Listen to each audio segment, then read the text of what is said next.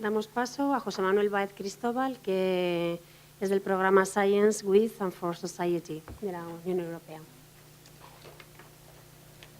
Hola, buenos días. Bueno, muchas gracias por la invitación al Instituto de la Mujer para participar en estas jornadas. Bueno, yo lo primero que quiero decir es que yo no soy funcionario ni tengo una relación directa ni indirecta con la Comisión Europea, ¿vale? Yo soy un evaluador del programa SWAFS, que es uno de los componentes del Horizonte 2020, esto que quede claro, para evitar malentendidos y cosas de este estilo. Bueno, yo voy a contar un poco mi experiencia y mi visión.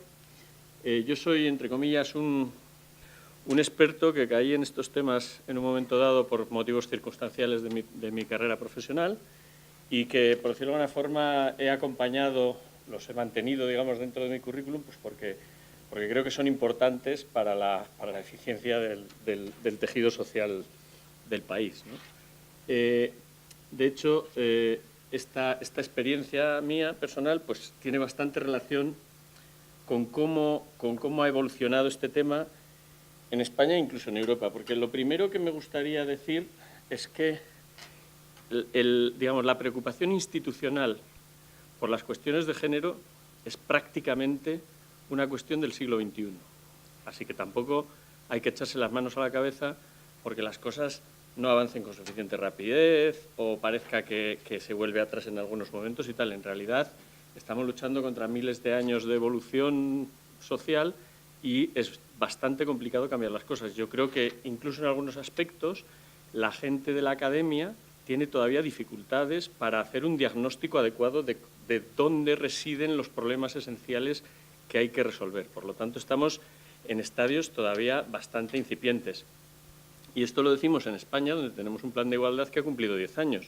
En Europa hay países que se han incorporado recientemente a la Unión Europea y en cuyos sistemas sociales este tipo de reflexión, incluso entre la gente de la academia, pues todavía tiene, digamos, una presencia muy limitada y muchísima resistencia. O sea que, desde ese punto de vista, yo creo que es importante darse cuenta de que hace falta empujar y esto va a haber que hacerlo durante bastante tiempo.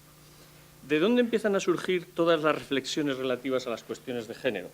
Bueno, pues de la identificación de los problemas. En Europa, desde hace muchísimos años, hay una encuesta que se llama Eurobarómetro, que va midiendo diferentes tipos de cosas. En el caso de la cultura científica, es un barómetro que se refiere bastante a los temas, digamos, de conocimiento que tienen las personas de los temas científicos, y el Eurobarómetro ya en sí identificaba claramente una diferencia en la formación, en el conocimiento, etcétera, entre hombres y mujeres en Europa. En la FECIT, cuando yo fui director de programas de la Fundación Española de Ciencia y Tecnología, pensamos hacer una encuesta que complementara el Eurobarómetro y que fuera desde el punto de vista un poco diferente, no del conocimiento, sino de la percepción. Y entonces, cuando haces este tipo de análisis, enseguida te das cuenta de que hay una diferencia muy abismal en la que las percepciones, los usos, la apropiación que se hace de la ciencia y de la tecnología está absolutamente sesgada en función del género. O sea, los resultados son abrumadores en cuáles son los intereses, digamos, las motivaciones desde edades bastante tempranas de las mujeres jóvenes y de los hombres jóvenes, de las mujeres de edad media etcétera. Desde muy pronto se empiezan a diferenciar este tipo de cuestiones. Esta encuesta estaba limitada a personas mayores de 16 años, si no recuerdo mal, por lo tanto no se podía hacer, digamos, el análisis en etapas más tempranas. Bueno, naturalmente esto exige tomar las primeras medidas, ¿vale? A nivel europeo, después del año 98, que fue la primera declaración relativa a este tema, el sexto programa marco fue el primero que incluyó un programa que se llamaba Ciencia y Sociedad y había algunas líneas de desarrollo que eran el estímulo de los debates políticos para movilizar a las mujeres científicas, de desarrollar un mejor entendimiento de los problemas de género en la investigación y simplemente promover algo que permitiera observar, simplemente observar qué estaba pasando en el sistema científico con las carreras y con la diferenciación por género en las carreras y en la evolución de las mujeres y de los hombres dentro de la carrera. O sea, hace 15 años, prácticamente, estábamos empezando a mirar y a ver, habíamos detectado que había algún tipo de problema, por ejemplo, todo el resto de cuestiones que se habían hecho, digamos, a nivel individual. En España ya existía AMIT previamente, pero al fin y al cabo era una asociación de mujeres investigadoras y tecnólogas, no tenía un rol institucional. Luego algunas de aquellas personas llegaron a roles institucionales importantes, una de ellas es actualmente secretaria de Estado de Investigación, o sea que es una mujer importante en el sistema, pero en esos momentos todavía estábamos intentando detectar el problema y, digamos, encuadrarlo un poquito, porque yo, como os he dicho antes, creo que el diagnóstico todavía no está terminado. En España, en paralelo con el programa de Ciencia y Sociedad europeo, se puso en marcha el primer Programa Nacional de Cultura Científica y se empezaron a desarrollar actividades específicas ligadas a temas de educación científica y con diferenciaciones específicas para temas de género. Bueno, de ahí se fueron dando diversos pasos. En España se creó la Unidad de Mujer y Ciencia en el Ministerio entonces Ministerio, creo que era de Ciencia y Tecnología, que ya va por su tercera persona que ocupa el puesto, y tuvo creo que todavía lo tiene, pero tenía rango de subdirección general en aquellos momentos, ¿no? Y en Europa se intenta dar un paso más en todo el tema relativo a cómo la sociedad admite la ciencia con una visión muy específica en las cuestiones de igualdad. Es decir, ¿qué tenemos que hacer? Estábamos estudiando y seguimos. ¿Qué hay que hacer para que la apropiación de la ciencia, la llegada de la ciencia, de sus resultados, pero también de ese entendimiento y de esa apreciación de lo que es el método científico, de lo que es apreciar la forma de obtener el conocimiento, etcétera, que al fin y al cabo es un método racionalista que es bastante que es importante a la hora de trabajar intelectualmente, cómo llegar desde ese mundo a todos los géneros por igual, porque no se llega igual a los hombres que a las mujeres. Bueno, a partir de ahí el séptimo programa marco, ahora ya me voy a centrar un poco más en el tema europeo. El séptimo programa marco ya fue un ámbito en el que se desarrolló un concepto un poco más complejo que se llama RRI, que es Responsible Research and Innovation, es investigación e innovación responsable, que incluye 6 grandes ejes. Al principio empezó con 5, pero acabaron añadiendo el de gobernanza. Por una parte es el tema de implicar a toda la sociedad en el diseño, en la reflexión sobre la ciencia y la tecnología. El segundo tiene que ver con el uso de todo el talento que hay disponible en la sociedad. O sea, Europa tiene un problema muy serio, ya se ha dicho aquí varias veces, de cuántos ingenieros, matemáticos, físicos nos van a faltar dentro de 5 o 10 años. Pero este tema en Europa ya se había identificado que tenía muchos problemas. Claro, eso era en la Europa de los 15 o de los 17 o de los 18. Ahora es un problema incluso todavía un poco más fuerte, porque hay países que se han incorporado recientemente que tienen desequilibrios de género más importantes incluso que los que teníamos algunos de los países anteriores.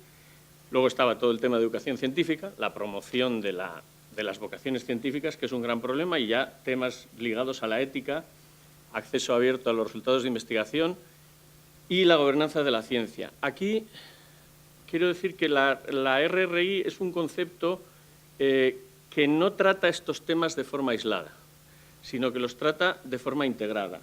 Y todo el tema relativo a género se convierte en un eje, digamos, transversal que afecta a todos los demás temas. Es decir, cómo conseguir participación social es muy diferente conseguir participación en actividades de promoción científica entre los chicos que entre las chicas, entre los hombres que entre las mujeres. Cómo promover que la gente tenga vocaciones científicas, lo hemos visto, es decir, las vocaciones científico-técnicas y en especial las de ingeniería están cayendo en todo el mundo occidental, en Europa occidental, en Estados Unidos y en Canadá, entre los chicos y entre las chicas, pero entre las chicas ha habido un retroceso mayor, ¿vale? Cuando en los años 80, más o menos, en las escuelas de ingeniería de España el porcentaje de chicas que estudiaban estaba entre el 3 y el 5% en la mayor parte de los casos, salvo algunas ingenierías un poco más transversales, industriales químicas y cosas así. Hubo programas, algunos como el programa DONA de la Politécnica de Cataluña, que hicieron esfuerzos importantes para incorporar chicas a las carreras y hubo un momento de un cierto crecimiento. Se ha estancado y en algunos casos incluso ha decaído. Entonces, todos estos temas de gestión se les incorpora un poco la perspectiva de género y de cómo tratar esta cuestión de forma transversal. Bueno, en estos momentos la situación actual es que tenemos un nuevo programa, se llama H2020, Horizonte 2020, en el que se ha, digamos, aplicado el concepto que se ha desarrollado en el 7º programa marco para la RRI, que es ciencia con y para la sociedad. Bueno, en este programa, no solo en SWAFS, no solo en esta parte del H2020, en todo el H2020, la perspectiva de género está considerada un tema horizontal y está incluida en la evaluación de todos los topics que se incluyen en los programas del H2020. Todos, absolutamente todos, ¿vale? Ayer en la primera mesa se hicieron algunos comentarios al respecto que yo voy a incidir un poco en ellos precisamente porque son algunas de las cosas que llaman la atención cuando cuando haces evaluaciones en Bruselas.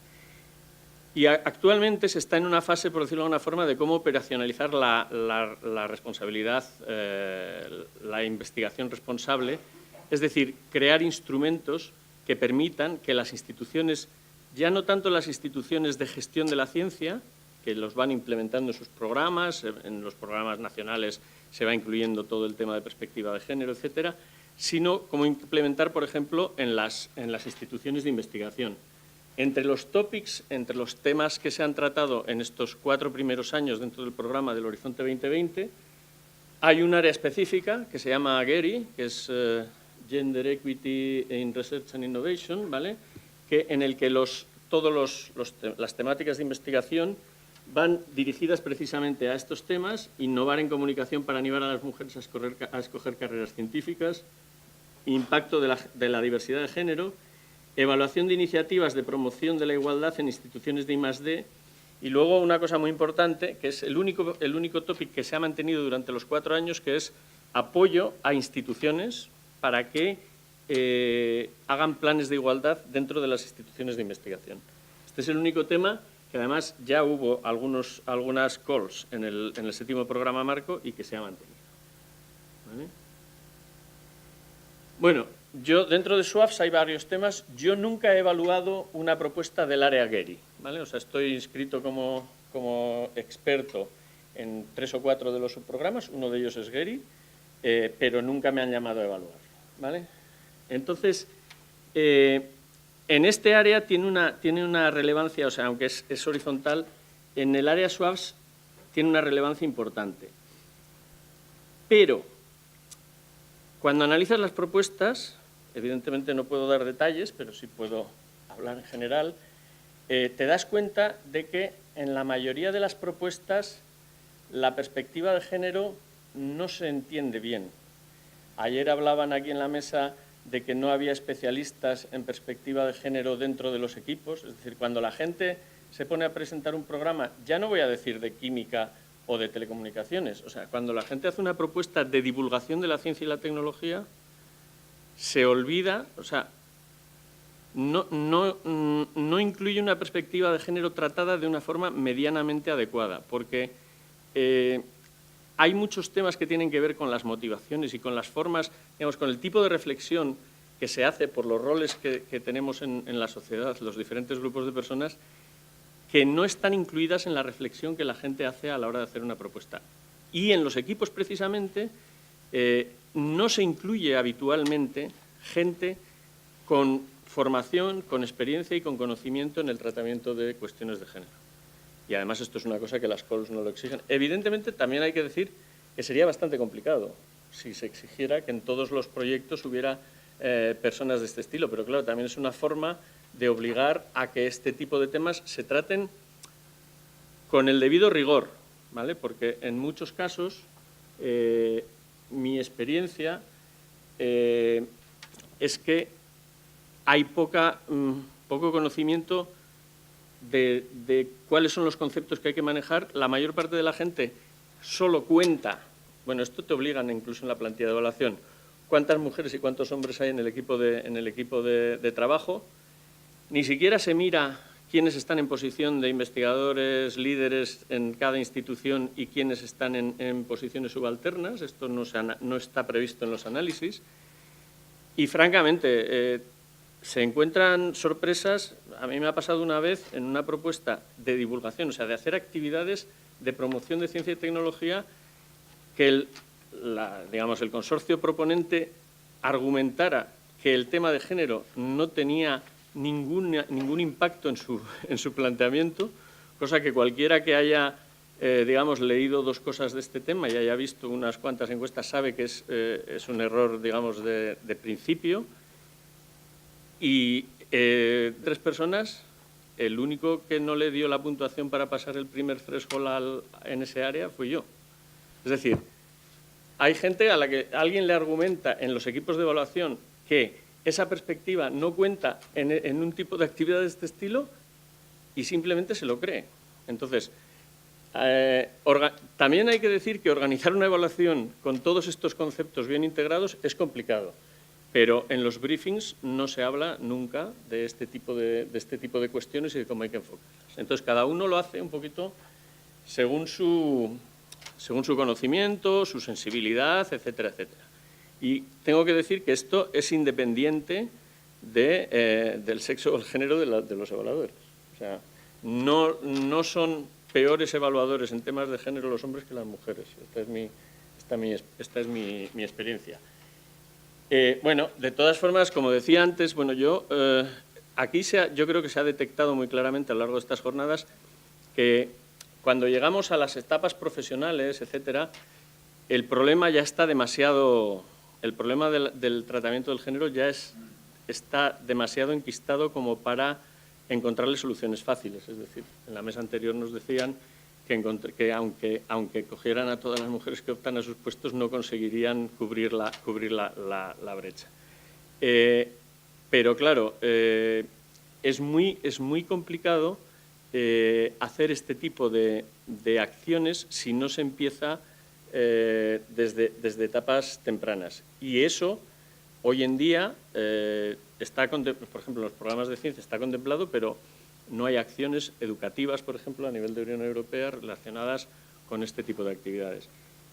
Yo creo, francamente, que esto es como, si os acordáis aquel documental que hizo Al Gore sobre el cambio climático, pues yo creo que aquellas tres cosas que decía el del cambio climático se pueden aplicar al tema de género a nivel español, europeo y mundial. Es decir, en primer lugar es un problema porque discriminar a un grupo de población del 10 o el 15% puede ser absurdo. Discriminar al 50% de la población no es absurdo, es una locura, ¿vale? Por lo tanto, hay un problema. Segundo, ¿tiene soluciones? Claro que tiene soluciones. Todavía yo creo que estamos lejos de dar con todos los temas a los que tenemos que abordar para resolverlas. Y tercero, esto no va solo. Es decir, hacen falta políticas, hacen falta impulsos y hace falta mantener la tensión. Y cuarto, habrá momentos en que las cosas irán para atrás. Estas son a la vista de este tipo de cuestiones. Gracias.